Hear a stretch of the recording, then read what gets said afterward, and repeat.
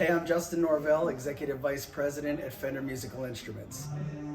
So Fender's been around since 1946 in Southern California, and the Jaguar came out in 1962. So it wasn't one of the first models, but it was actually debuted to be the top of the line. So this was supposed to be the highest instrument in the series of Fender, from the Stratocaster, Telecaster, all the different instruments, and you could kind of just see it in the instrument. It was born to kind of go with that surf music craze that was happening in the early 60s. That was kind of starting to wane out, but it had a lot of interesting stuff going on for it. It had new pickups, it had a shorter scale length that made it easier to play. It had the comfort contoured body, as they called it, and it really was just the super appointed part of the Fender, ecosystem of different instruments that they had. So originally when these came out in 1962, they were targeted just to kind of the pop culture. Surf music was huge at the time. You saw bands like the Beach Boys playing Jaguars. But as that changed, Fenders are great in that you can change as music's changing. So they became adapted into all kinds of different styles, but they were pretty ubiquitous back in the 60s when they came out. The interesting thing about the Jaguar, as well as the Jazzmaster, is that they kind of fell out of favor at a certain point later on in the 60s. And when that happened, a lot of these instruments ended up going kind of into pawn shops, and they became really cheap, and people were able to pick them up for not a lot of money. That leads you to CBGBs in the 70s and bands that are, you've got Television, and you've got the kind of proto-punk bands. You got Sonic Youth. Thurston and Kim used to play a red Jaguar as well.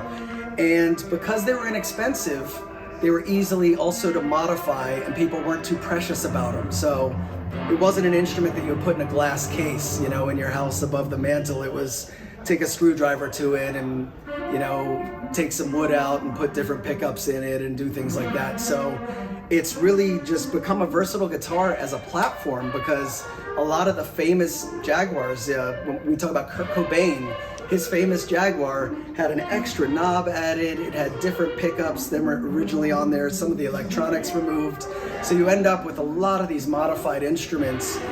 It really became kind of a maker platform, if you will, for musicians that were looking to create new sounds and take music into different places. So over that span of time, you have a guitar here that's lived on the creative cutting edge throughout musical history, because it was always kind of out there on the cutting edge. So you have, punk, it's CBGBs, the Telecaster, the Stratocaster were all symmetrical instruments that were built off of a certain design platform, and really getting into this mid-century kind of design, like car fins and the angled offset body, where you can see that the symmetry line, it's higher up here and it's lower down here. It's actually built to be perfectly balanced.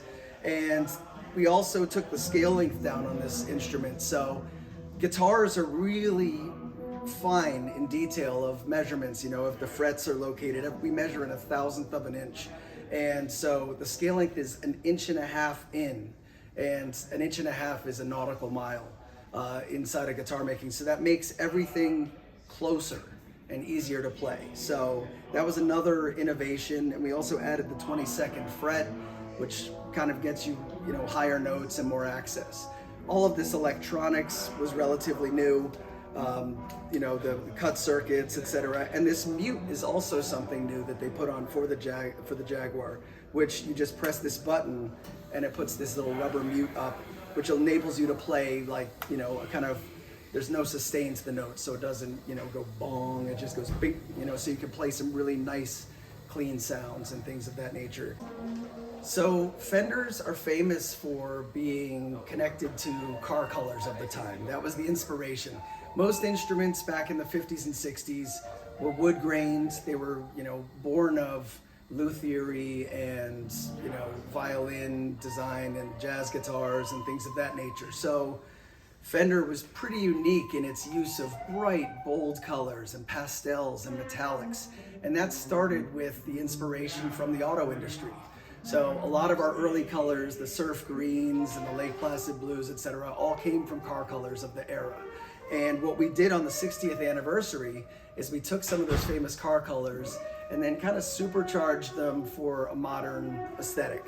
So we call a metallic, it's a Mystic Dakota Red.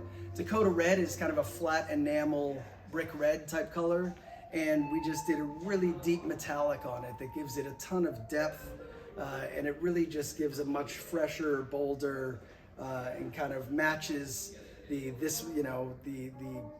kind of upgrading of everything in the style of these instruments.